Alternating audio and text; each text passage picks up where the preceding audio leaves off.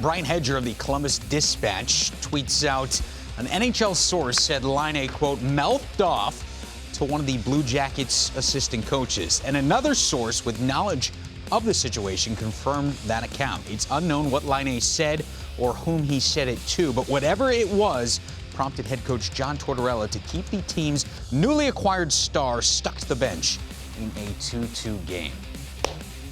Whoa. Do you think this relationship went sour this quickly? What do you think happened there on the bench in Columbus? Not being on the bench with them, it's hard to know. You know, I played for all the coaches on that staff, for the majority of them anyways, and know them all well. It's a tough one. This is really difficult because they just traded for him. Clearly, he's a new acquisition. He's excited about coming there.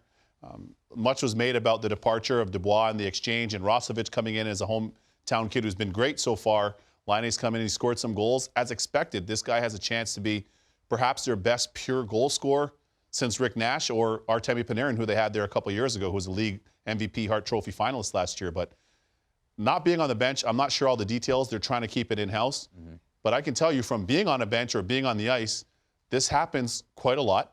It doesn't always make it right. And sometimes it can be the coach that maybe is in the wrong. At other times I've seen it where it's the player who's in the wrong. The way it's explained now, it sounds like it's the player that might have been in the wrong, but I don't know what or how something was said to precipitate that. But either way, these types of disputes do happen, and they happen quite often on the bench. It's such a hyper-competitive environment with a lot of A-type personalities. But if Coach Tortorella felt like it was offside, so to speak, or over the line, he's well within his right to make that decision. It just seems like this is the last thing that this team needs based on the distraction that we just saw a couple of weeks ago with Pierre-Luc Dubois. It seems like they had overcome that and focused back on the results on the ice, and now this.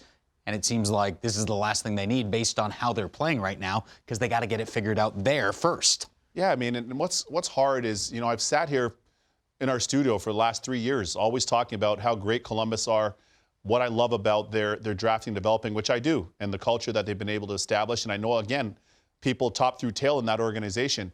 I think the challenge, though, becomes at some point you have so many character people in that group, and you have so many character players within that team, and really good guys and good pros.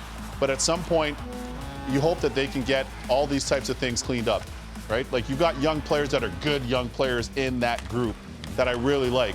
But at some point, you just want this to be an instance where this isn't a reoccurring theme. It's not something that happens often or weekly or bi-weekly, because they do have a really good, talented team with some nice pieces. 2 superstar defensemen on the back end with Werenski and Seth Jones.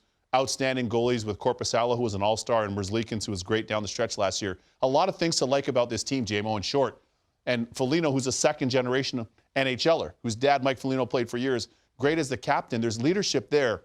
But at some point, these types of things have to stop because they're happening far too often. And at some point, other people around the league or other players are going to say, okay, well, what's going on? Do I want to play there? Do I not want to play there? Is it situational? Is it the onus on all the players? Is it on every player? Those are the types of questions that you don't want to have. It's a great place to play. They got a great building, practice rink within the building. They've got a really good young team that's on the rise. You want to keep those good vibes going and what they're building upon and not have these types of distractions. And came in second in the Central Division, 2 points behind the Tampa Bay Lightning. Florida jumps them, so now they drop down to third, having the off night. And you take a look at the schedule upcoming, and that is a very tough division. They got the Hawks, who we talked about earlier. They're overachieving, surprising team. Tied 1-1 late in the third right now against the team that went to the Stanley Cup final a year ago. Then Carolina, another tough team, and then I mean, there are no easy games, but Nashville still trying to kind of find their way. Where do you think this goes for Columbus? Again, we don't have all the details. We can only react to the stuff that is out there and is being reported. But do you think this is a situation that can, you know, get rectified pretty quickly and they can get right back to doing what they need to do, and that's producing W's on the ice? You hope so. I mean, you hope that that's the case. And as mentioned, they have a lot of character in that room, and I like a lot of their players in their group. You know, again, from their trainer, Timmy Leroy, to different people in their organization, I know them well. They're doing great things there. They're building. They're on the right trajectory. But keep in mind, they've won 1 playoff round now. That's not a lot in their history, but they're doing some good things. They've drafted well. They're developing well. You want to continue to make your team a destination where players want to come to play and people want to come to work. They're on the right track in building that. I think they have a lot of good things going for them, but these are the types of things that can't keep popping up. If they continue popping up, then it's going to beg some questions around the league, and you don't want that because they're doing well right now. Guys get benched all the time, right? We just don't maybe put it under the magnifying glass, much like we do Columbus, based on Pierre-Luc Dubois and John Tortorella, and then Patrik Laine coming in. This is something that happens. You have a bad game or you have a tough shift, you get sat for a little bit, right? This is not out of the ordinary. No, getting sat isn't out of the ordinary. That's not out of the ordinary at all. And as mentioned, some of these spats on the benches or in the locker room, you were asking me questions offline, and we were talking about that. These things can tend to happen. It doesn't always make them right, but they are fairly common in such a hyper-competitive environment with this many emotions that run through the players and the coaches and everybody involved.